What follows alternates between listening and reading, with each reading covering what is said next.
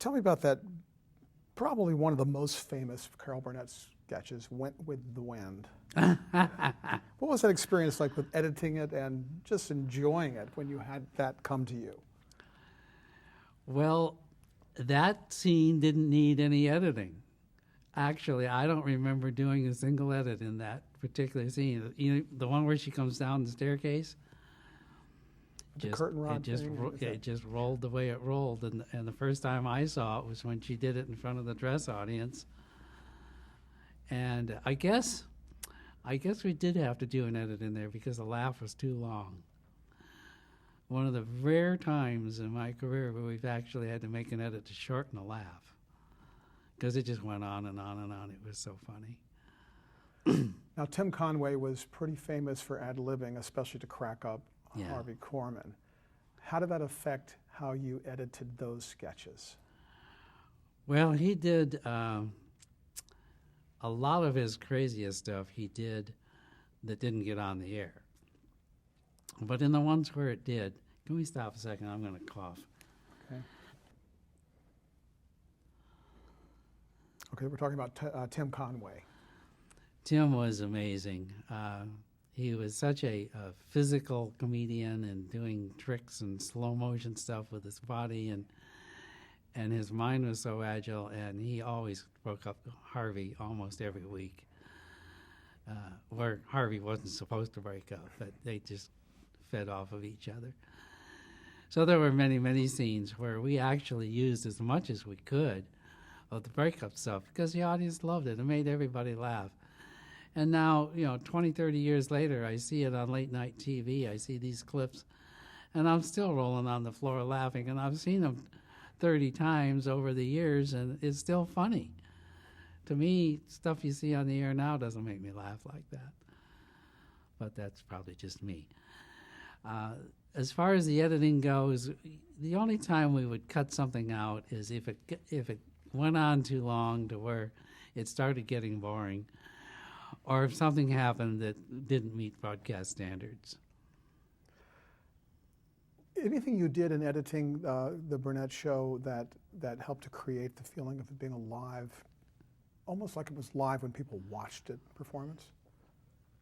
I don't think we did so much in the editing there to maintain that. It was shot on videotape, which had a live look to it. Film always, to me, looks like film, or at least it did back then, and you knew it was canned, and there wasn't going to be anything unexpected happening. But I think the Burnett show, because it kept a lot of the ad-libs in, and it looked live, we just didn't make any edits that would spoil that effect. You just tried to make it look like it really, what you're seeing is what happened. And in most cases, it was. During the couple of seasons you worked on the Burnett show, what was your favorite part of that? I don't know. That's a good question, but I don't know that I had a favorite part. It was just a fun 2 years. You enjoy going to work.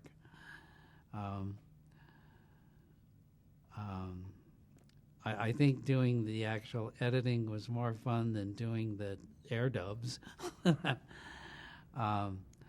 Learning the CMX, I was learning the CMX 300 at the time we were doing the show, so that was fun in a way. And I say that guardedly because it really slowed me down. The CMX at that time was still just being developed, and it was kind of slow, and it required like 10-second pre-rolls on every event, and sometimes you'd get to the 9th second and it would abort because something wasn't in sync. And then you wait another 20 or 30 seconds to see this preview, and then you liked it, and then you hit record, and it would abort again. And thank God you didn't have to do 180 edits because it would have taken days. But I was learning the system, and they were learning how to tune it. The engineers were learning how to make it work better, and it was a learning process from a technical standpoint, and it was a learning process from a comedy standpoint, because what these guys were doing in the stage in front of the audience was so magnificent that, how could you not learn how to do it by watching them? It was amazing. Were there a lot of bloopers that made it to the edit bay? Well, they all made it to the edit bay, but they didn't all make it on the air, of course. There are some blooper reels around. We usually made one up at the end of every season. Most shows do this now, to show at the wrap party. But occasionally those reels will get out and get distributed somewhat. But the Carol Burnett, there's some advertising going on for some shows that you can purchase on DVD now that I see advertised sometimes late at night on the cable channels. And some of the outtakes that they show there were ones that I recorded. I was there when they happened, like the one with a horse. I don't know if you've seen that or not, but she's singing in front of this live horse, and the horse decides to do its business. And of course, the horse is behind Carol. She doesn't know that it's happening. And the audience goes wild, and she turns around and sees what's happening and goes crazy herself, and we stop. Well, I was the editor. I was recording that show. Back in those days, the editor recorded the show from the studio, edited the show, and made the air dubs, and sometimes, if the timing worked right, even played the tape on the West Coast. And if that were the case, in my case, I'd go back to the vault and pull out the master, and I'd play the master to the West Coast because it was one generation higher quality. But if it wasn't me playing it on air, then they'd play the air dub. So the editor really carried the images that were recorded all the way from inception to air. That doesn't happen anymore. You won an Emmy for editing the last episode of Carol Burnett, the final episode. What was that experience like, knowing it was the last episode? Oh, well, it was kind of a tearjerker for everybody. Any show that goes on for 10 or 11 years and finally you get to what is the final episode is difficult, because it's like you've been living with and working with a family for a while, and now they're going their separate ways. So it's joyful and sad at the same time. It was a thrilling experience for me because it was a 2-hour show. Normally her show was 1 hour. This turned out to be a 2-hour episode, and back in those days, this was in 1979, if you submitted a show for Emmy consideration that was longer than the normal series length, you could only submit the amount of the show that would normally have been in the time slot that it usually got. So that's kind of the complicated way to say I had to choose the first hour or the second hour to put in. So for the emotional impact, I decided to put in the second hour because that's where she says goodbye to her audience, her television audience. And it turned out that also happened to be the half of the show that had those special effects in it. So to have won for that, I thought we earned it. I thought Carol earned it on her performances, and I thought because of some of the tricks we were fortunate enough to be able to incorporate it, it was a worthy contender. It was a thrill. I mean, winning your first Emmy is, how can you describe that unless you've been through it? Did you work closely with Dave Powers, the director, during the time you were editing? Yes. Was he in the booth? He was in the booth, and he came down to editing frequently as well. There was an associate director that also helped out a lot. Sometimes Dave was busy rehearsing the next show, but we all worked pretty closely together. Why do you think the show has held up so well creatively and visually over the years? The writing and the performing. I mean, they had come together as an ensemble cast, and so everybody in the audience who watched it regularly knew the characters, kind of knew what was going to happen, knew it was going to be funny. It was funny. You could laugh at it. You could enjoy it. Forget your troubles for an hour and enjoy a show. And it was interspersed with music and dance. It was music, dance, comedy. I mean, it was just a feel-good show. It was fun to watch. Some shows have faded just in terms of the quality of the medium that they were recorded on. But at least what I've seen in the clips that they do run late at night, it looks like it's in pretty good shape. Is that why? Is that just the technology at the time? Or a good vault? Or how can I answer that question without... It was because of me. Okay. On a 2-inch videotape machine, there's a lot of tuning you have to do to make it really look good, because the picture is recorded in segments. It's all analog, but it was recorded in segments because of the spinning head technology across the tape. It took about 16 head passes to make a frame. There were 4 heads on the spinning drum that were going across the tape, and each represented a channel of information. And you had to balance all 4 channels so that they became invisible. They all looked alike, and you couldn't tell one from the other. But each channel was about 16 or 17 scan lines long. Because of my experience at the Ampex school and in the maintenance side of things, I got very good at tuning videotape machines and selecting my tape stock. Again, being self-taught, I learned that when they were making 2-inch videotape, they would make it in huge wide rolls, maybe a yard wide, I don't know how long, very wide.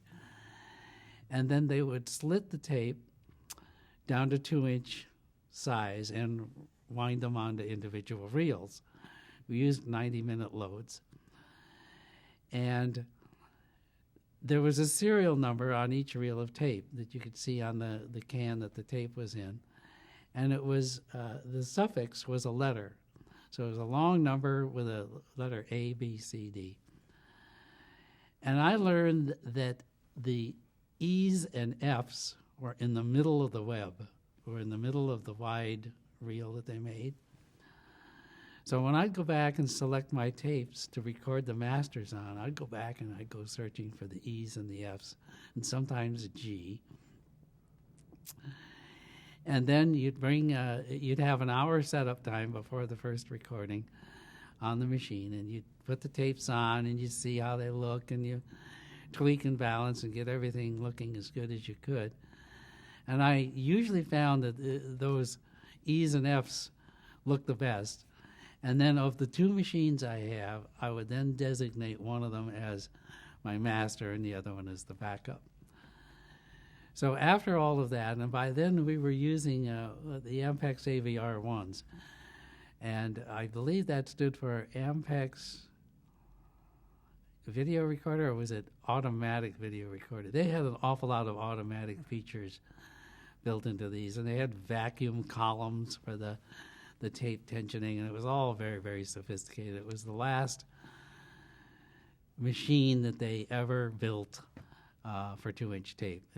The industry moved away from 2-inch after that. But still, there were a lot of little things you could tweak on it to really balance it out. And I will admit that even I sometimes go back and look at some of those things that they're showing late night on cable and say, wow, that really came out good. Every time I see the Went with the Wind, I say, boy, that was a good machine that night.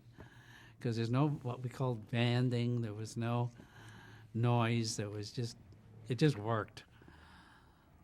So a lot of it was that, and most of the editors that were in the tape room there learned how to do that kind of tweaking. I just took it a step further. What was it like working with Diane English on the pilot to Murphy Brown? Well, by then I'd already worked with Diane for 2 years on My Sister Sam. And that started out at Laser. It was my first major series at Laser on the Spectra system. And I was assigned to My Sister Sam. And it just turns out it was a Diane English show. And Diane almost always came to the edit sessions, and we became good friends. We thought, the same way about production and editing, and she was extremely good at listening to suggestions. She'd listen to everybody and then make a decision. Done. Move on. Well, you just don't have very much of that in the industry. And so it became, really a joy to work with her, because if I had a suggestion, she might not always take it, but she'd listen to it, and sometimes she'd take it. So that was quite a new experience for me, because it was the first Laserdisc system show that I was working on, and I became pretty proficient at using that too, that system. And that was the beginnings of it for me. She was just wonderful to work with. I still would like to work with her again. I'd come out of retirement to work with Diane, and I don't say that about everybody. Was the approach, because Murphy Brown was shot on film, is that correct? Yes. What was the essential difference for you then in a medium that used film as the original recording source? Well, the technical differences were negligible. There was an extra process where the film had to be transferred to videotape. That all happened before the show got to me. The show was shot on film, Panavision 35 millimeter, and then over the weekend it was transferred to videotape. And those videotape 1-inch masters were then used to make the final online edit, but were also used to make the laser disc that we used in the offline process. So once it got to me and was on Laserdisc, that was the biggest change for me, was suddenly having this quick access to the source material. But the fact that it was film also meant that it was treated under the film union contract. There was a difference, a major difference back then, between whether a show was shot on videotape electronically or shot on film in the traditional way. And with the traditional film origination, the editing fell under the film contract, which meant that the editor got a first cut all by himself, all alone. You handed the material, you handed the script, we'll see you in 2 days. And in general, I had 2 days to put a show together. And after you got to do it for a few years, you got so that it was pretty easy to put most shows together in 2 days and have them look darn good. And the only thing most of the shows needed was to be then cut to time, because they always shot them a little long.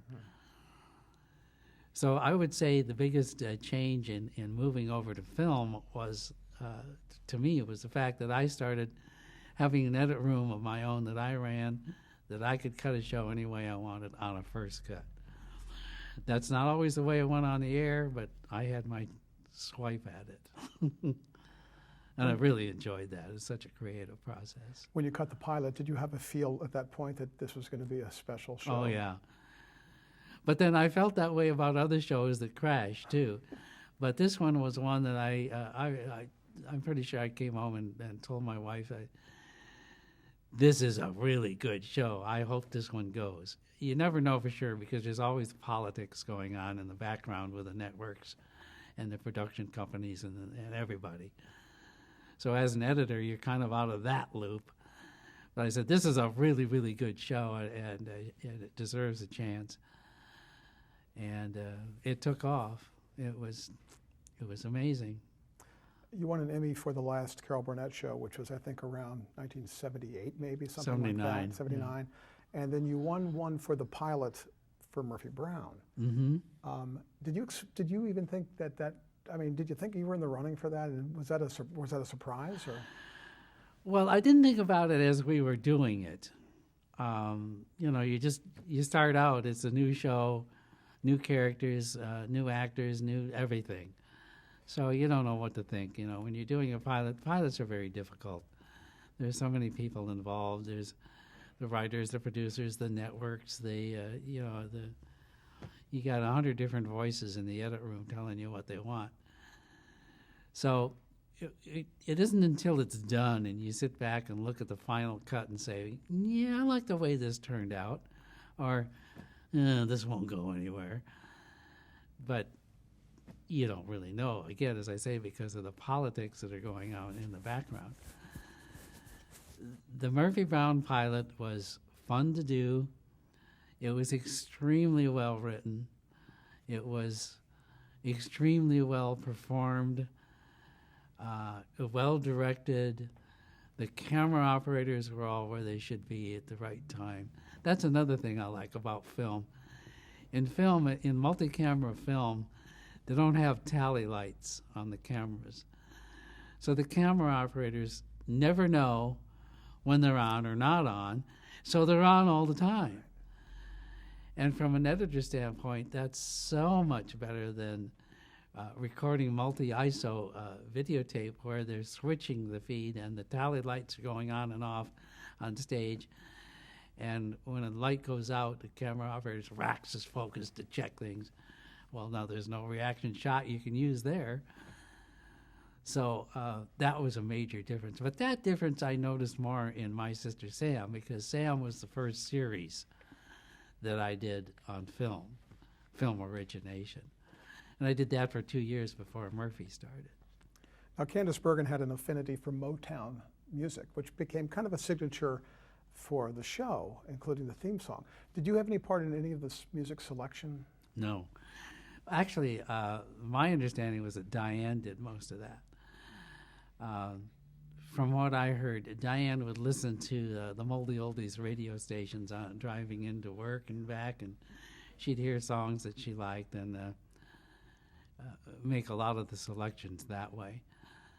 There were a few that came along that I had never heard of, that I never remembered hearing when I was growing up, that were used. And now, since then, I've heard a lot on the radio. It's, how did I miss it before? But that was a fun aspect of the first 4 years. Diane was there for the first 4 years of the show. Then she moved on, and the show continued without her. But when she left, we kind of did less of those opening montages. But we did an opening musical montage on almost every episode while she was there. And those were really fun to do because they'd hand you the song and they'd hand you a bunch of shots and in most cases just say, make it work. And so on those, because of my background of wanting to kind of plan things out ahead of time, if I had the time luxury to do it, I would look at all the footage they shot and listen to the music a few times before going home at night and just let my mind work on it overnight and then come in the next morning and cut it. And it was so much easier. It just all fell together so much more easily that way for me. Some of them were really fun to do. Some of them were less, but they were all unique and generally tied in with the story we were about to tell. Why did you leave the show after the pilot? I had, the pilot happened right about the time of a big writer's strike. And the industry shut down for, I don't know, like 12 weeks. It was one of the first really big industry stopping strikes. We finished the pilot. We did the pilot in the spring. And then this big strike hit. And they finally resolved the strike in, I think, August, just as production had to start up.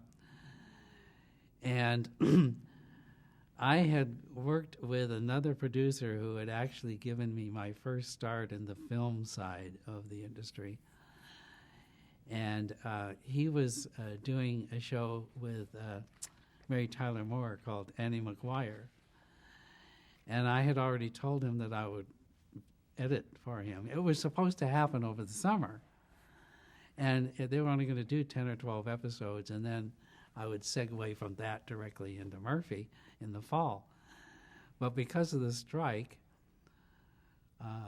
Annie McGuire got pushed back to August as well.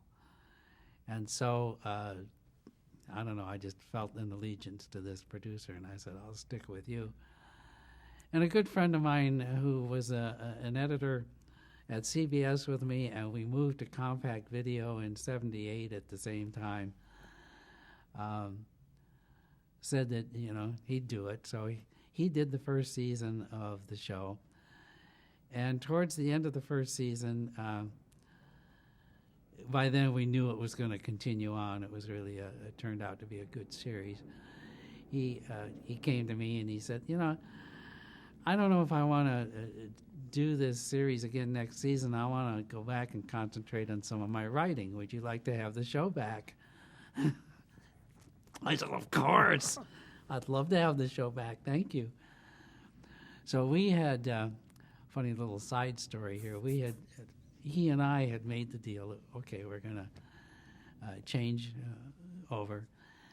But somehow the word never got back to the producers.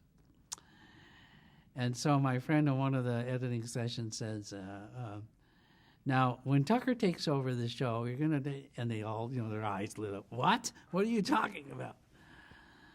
And that caused kind of a flap. So he stayed on it to the end of the first season. And actually, they did have a short turnaround show where they had to edit it in one day over a weekend, and I came in and did half of one of his shows.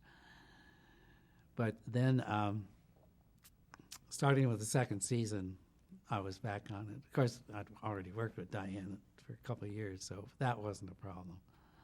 So when you came back in the second season, was Diane English primarily the one that would? Well, you were doing a first cut, but would the notes come from her or from Barnett Kellman, the director, or a combination? The normal sequence was first the director got a whack at it, and he would usually take that. Not all the directors would take that opportunity, but most of them did, and Barnett always did.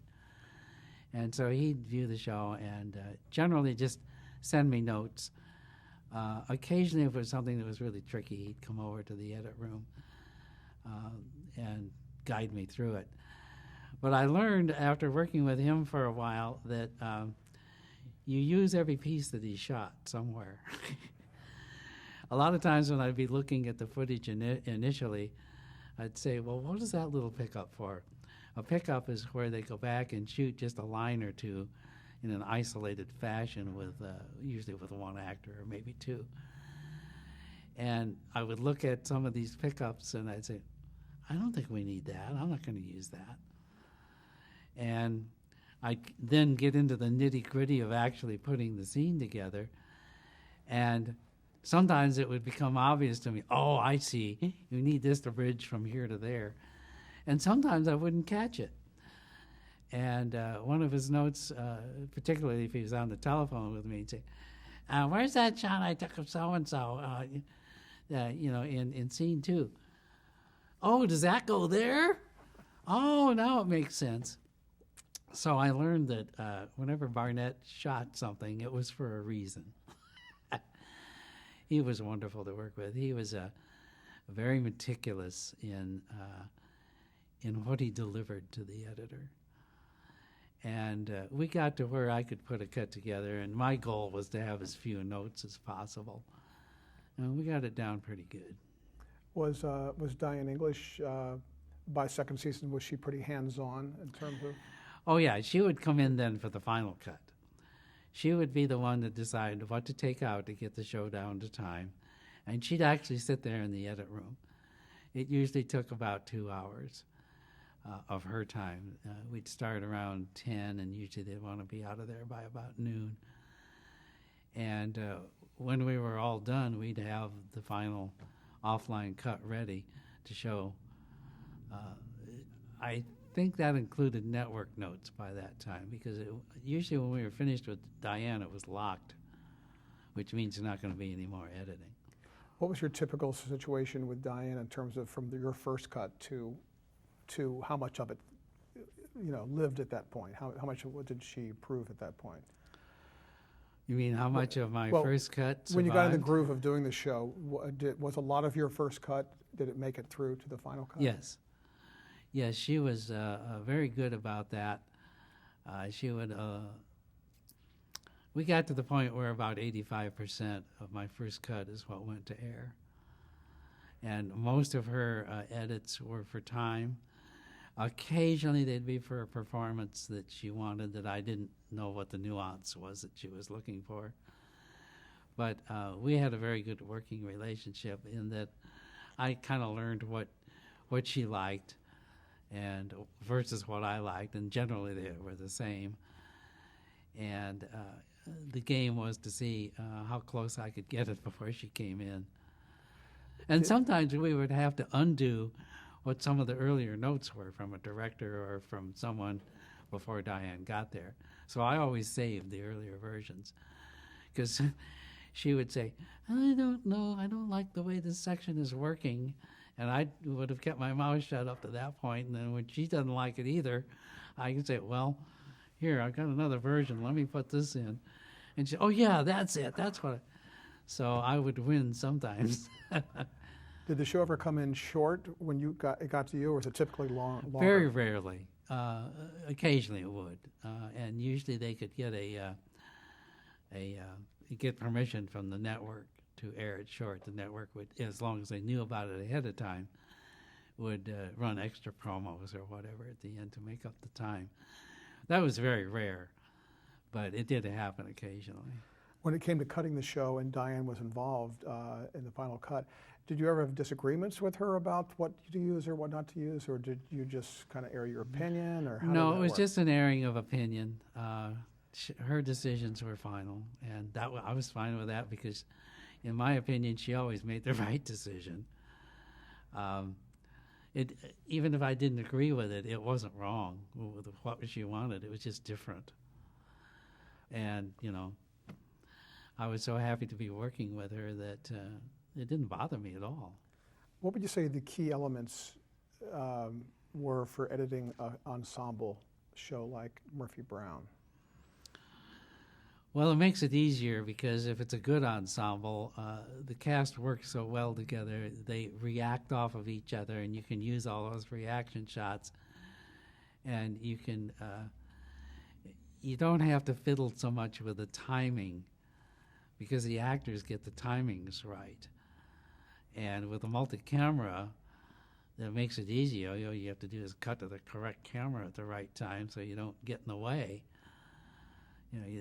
The main object of editing in that situation is to stay out of the way. Show the story as the actors are giving it to you.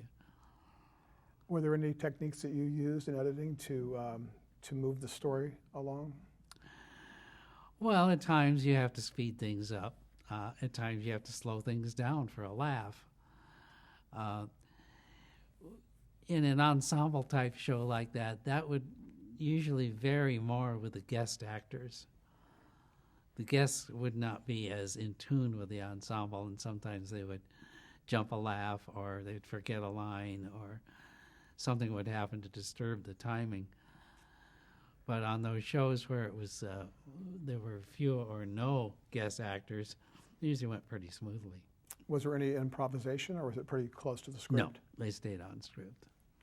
Any improvisation was usually in the outtake reel. When the famous Dan Quayle comments were made about Murphy Brown, a fictional character, having being a single mother, what was your reaction when you heard that? I guess it was between, it was after a season before a new season started. Yeah, it happened on hiatus, and it was just astonishment to me. I mean, and almost everybody else that he would make that comparison. I actually understood what he was trying to say, but the example of Murphy in his trying to say it was what was absurd to most people. So the first show back in the fall after that had happened, of course, had to be the response. And so a whole show was written about it, and they kept it very secret how the show was going to end, because that was the punchline of what Murphy was going to do. And they actually went out at night with a small crew and shot that final scene, so there wasn't the big 100-plus crew that's normally around the stage. And they made everybody, you know, in the process of transferring the film to tape and transferring the tape to Laserdisc and all this, everybody had to, you know, agree to be hush-hush and keep it quiet. And we did it very quickly.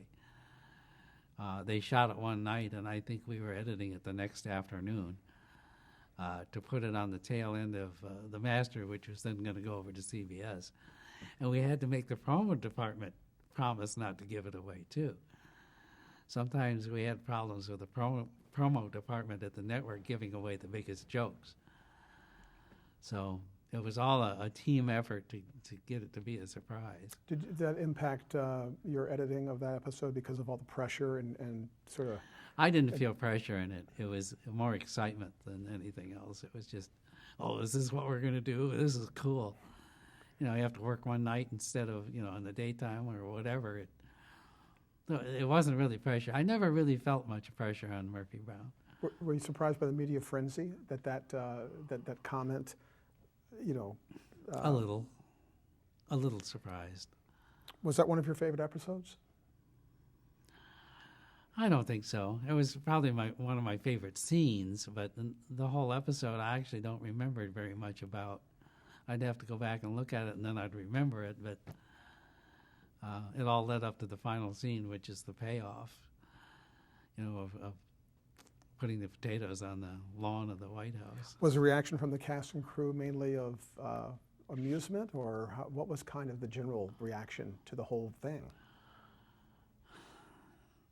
I don't really know. You know, I'm trying to go back and visualize. This was so long ago.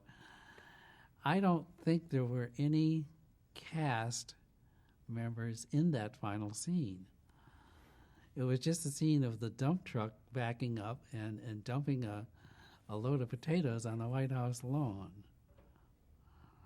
I don't think any of our characters were in that scene, so I'm not even sure they knew about what was going to happen. But actually, I'm referring to even the whole media attention to the whole giant quail episode.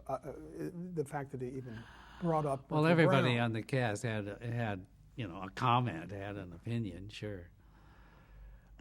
When Diane English left the show after the 4th season, is that correct? Yes. What was that like after she left for you? Well, it probably changed more for me than for others because we no longer had Diane in the editing room making final decisions. It kind of shifted a little more towards committee editing between the remaining producers and writers. And over the next 6 years, we had a variety of people running the show. And some were very good and some were not good at all, from my point of view. We had one season that was very, very difficult. I almost left the show because every camera cut was under scrutiny, and almost every camera cut had to be changed. And it was so slow and so tedious, and so how can I do a first cut? I mean, you lose interest after a while knowing, well, it doesn't matter what I cut, you know, it's going to change anyway. And then we moved past that, and it got better again. And towards the end, it was good. And for the very last episode, Diane had it in her contract that whenever the show did wrap, that she would come back and do the last episode. So it was great seeing her again, having her back. How do you feel about this? How were you feeling at the time when the series was ending? Well, we all wished it would have gone on longer. It actually did go on longer than initially the wrap point was going to be after, I think, 8 or 9 years, because Candace didn't want to do it anymore. And everybody leaned on her, and everybody on the stage crew, and everybody said, oh, you know, we love working with you. And we did. Mm-hmm. And she capitulated, as she liked to say, I think, and decided to do one more year, so we did the 10th season. But after that, she was done. So it was like, this has been a good run. We all are going to miss it, but gosh, you can't ask for more than 10 years on a series. That's a lot of your career, you know? Any favorite episodes that stand out for you? Well, the episode on a plane was a 1 hour show. Normally the show is a half an hour. And it was one of my favorites, and actually won a second Emmy for me on the Murphy Brown show. I like that one. There was another one that didn't get much note, where Murphy had to, she was subpoenaed to come before Congress and explain herself and all that. And we had a lot of actors in this big scene in the Congress, and they had a lot of look-alike actors at the time of people who were actually in, I don't remember if it was the Senate or the House, but they had a lot of look-alikes, and it was very exciting. And it was a show where we had to shoot a lot of extra shots and cutaways, and because there were side conversations going on. And it was one of those things that was very complicated, and I thought it came together extremely well. And it did get a nomination, but it didn't win. And to me, it's difficult to rationalize why some shows that were easy to do would win, and other shows that were really, really hard to do but came together well didn't.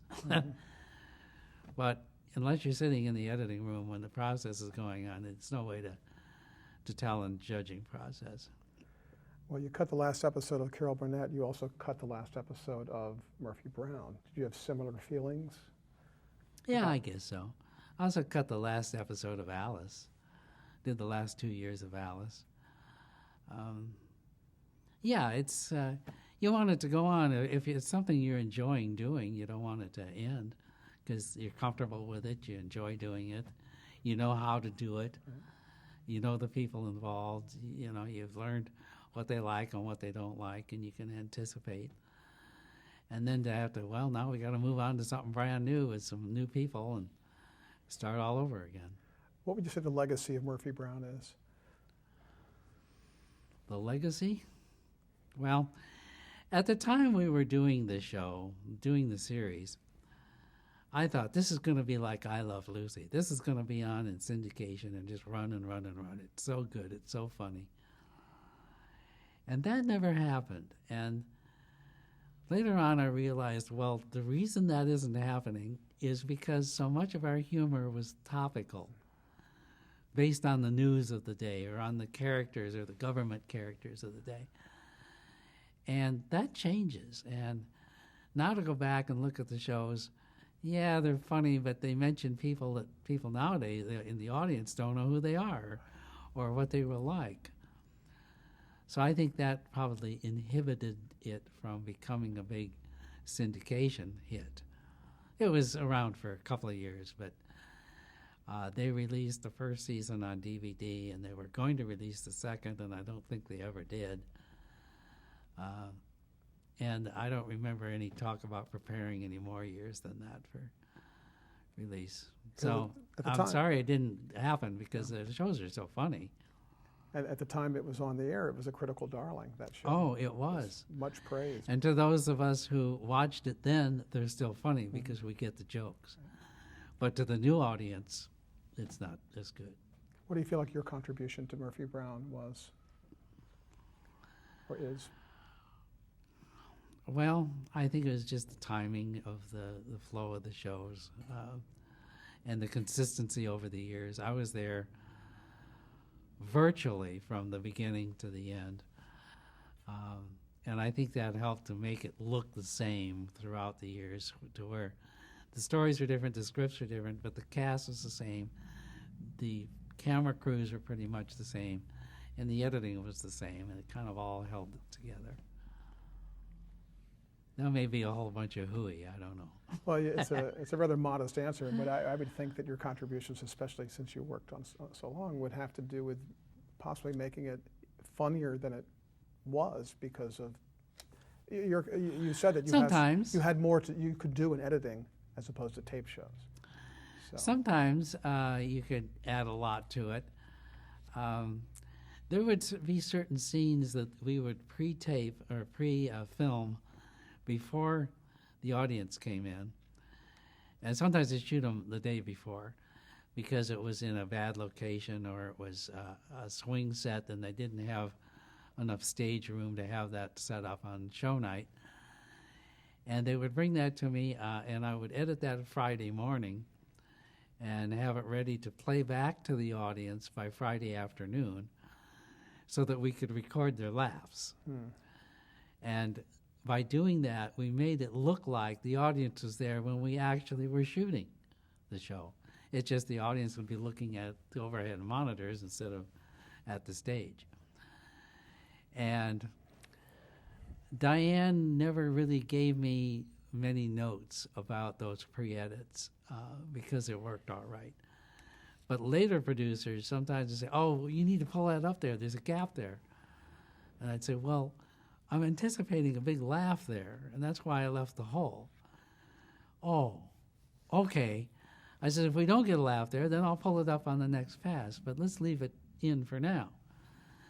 And it was always very rewarding for me because I would go to the stage for at least the first show. And actually, I think they did not have two audiences for most of those shows. They would just run the scene twice for the same audience. But when they ran the pre-taped stuff for the audience and they laughed in the right places, I'd just stand in the background and say, yes. That was a lot of fun. And sometimes they wouldn't laugh, and we'd adjust it in later editing. You won an Emmy for a mini-series, I believe, called The Scarlet Letter. Is that right? Yes. It was a mini-series. You had a history of doing a lot of comedy. Obviously, Scarlet Letter is not a comedy. Was that a huge shift for you? The Scarlet Letter was kind of an anomaly in my career. Again, at that time, I was staff editing for a post-production house. And this project came in, and the project had started at, I think it was WGBH in Boston. And I think that's where they shot it, and they had a woman who had done some offline editing on the show, and they brought it out to the facility I was at to do the final online edits. There were 4 one-hour episodes, so they assigned 2 editors to it. He did 2, and I did 2. And it was a case of trying to figure out the mechanics of how the offline editor had labeled reels and finding the correct pieces and matching the offline cut. And it was more of a technical exercise and getting it all put together right and having it look like a continuously shot show, which it obviously wasn't. It was shot single camera videotape style. So it was one of those situations where one of the episodes won, and they gave an Emmy to both of the online editors, and it just, I happened to be in the right place at the right time. I don't classify that as one of the highlights of my career job-wise, but I was certainly fortunate to receive an Emmy on it. You also worked on Diane English's last TV series called Living in Captivity. Yes. Living in Captivity for Fox. But that series didn't do very well. Why do you think that is? Well, there was a lot of friction between the production company and the network. And there was a lot going on within the network. The people who were running the network at that time. And Diane and the programming chief, and I don't remember his name, I wouldn't say it if I did, but had developed the show and got it up and running and got it on the air. And then there was a hiatus over the Christmas, New Year's period. And during that time, that programming chief that had worked on developing the show was let go and was replaced at the network by someone else who had no background in the show, no interest in it, didn't even care if it ever aired again, you know. And we had gotten, I'm not sure of the numbers, I think we shot about 10 or 12 of them, and I think we'd gotten about 6 on the air. And after this change, we were supposed to go back on the air in like about February, and they never put it back on. They left it on the shelf, which is really a shame because the best episodes were the later ones, because it was one of those rhythm things. The cast started getting into a good rhythm, and the writing was getting in tune, and it was really coming together. And that is what finally really soured Diane on television. I remember her saying, at that time we had the edit room set up in kind of like a bullpen type situation like they had on Murphy Brown set, where the edit room was like 2 doors down from Diane's office. So she came out in the ballroom. I think she said something like, that's it. I'm getting out of television. I'm going to go work on my movie, when she learned that they weren't going to air the rest of the shows. And that's really too bad because she was such a marvelous addition to the landscape of television comedy. I'm really sad that she's not doing it now. But she worked on her movie and got that going. As an editor, did you have to deal with network interference or censorship? Well, only in that I had to respond mechanically to what was decided by the producers. They would either decide to incorporate the network note or not.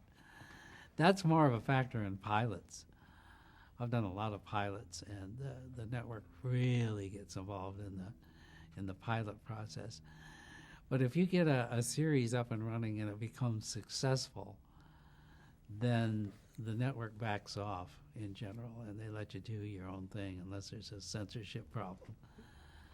So pilots are the worst. Fledgling series are the next worst. Up and running is a breeze if you're successful in the ratings. Are you working on any current projects now, or are you essentially retired? Or No, what? I'm essentially retired and enjoying it. What advice would you give to someone who's just starting out as an editor today? Be observant of the craft. I think that's the main thing. You got to look at everything that you see either in film or on television from an editor's standpoint and learn what works for you and what doesn't work as far as timing, shot selection, overall cohesiveness, just what shows do you see that where the editing is jarring, what shows do you see where you forget about the editing and you get into the story and, oh, I'm supposed to be looking at the editing. That's the goal, to try to become invisible as an editor. And just learn from what other people are doing, because they're good editors and they're not so good editors whose work is out there and you can watch it all. I learned the techniques that I use from a lot of different sources. Friends of mine, people I don't know, motion pictures, other television shows, tricks that I like, tricks that I don't like. How do you feel about the general trends since, I guess, the 80s with MTV of a kind of just a faster pace in general with edited things? Is it just what it is, or well, is it? It's definitely it is what it is, but I don't like it. Probably because of my generation. It's too fast for me. You get the putting up 2, 3, 4, 5 shots in a second, okay. I'll read my magazine till the next thing comes up. But I guess the kids like it, and the kids now have a shorter attention span, and they're the ones who are consuming this stuff now, so you can't discount it. But I personally don't like it. What would you say has been the highlight of your career? Probably working with Diane English. Overall, I mean, we worked together for 12, 13 seasons. And that would have to be the highlight. I worked on a lot of good shows with a lot of good people, and of course, almost all of my memories are from those highlights. The bad times fade away. So if you're an editor and you're working in a tough situation with people you don't like and don't like your work, it'll go away. Eventually you'll move on to something else, and you'll like what you're doing, and you forget about this bad time. How would you like to be remembered? As the quiet little guy over in the corner, behind the curtain, pushing the buttons. I guess. I never wanted to be famous. I just wanted to be good at what I did. And I enjoyed editing, and I didn't really want to move on out of that because I enjoyed it so much. Thank you, Tucker Wiard. Thank you, Stevie.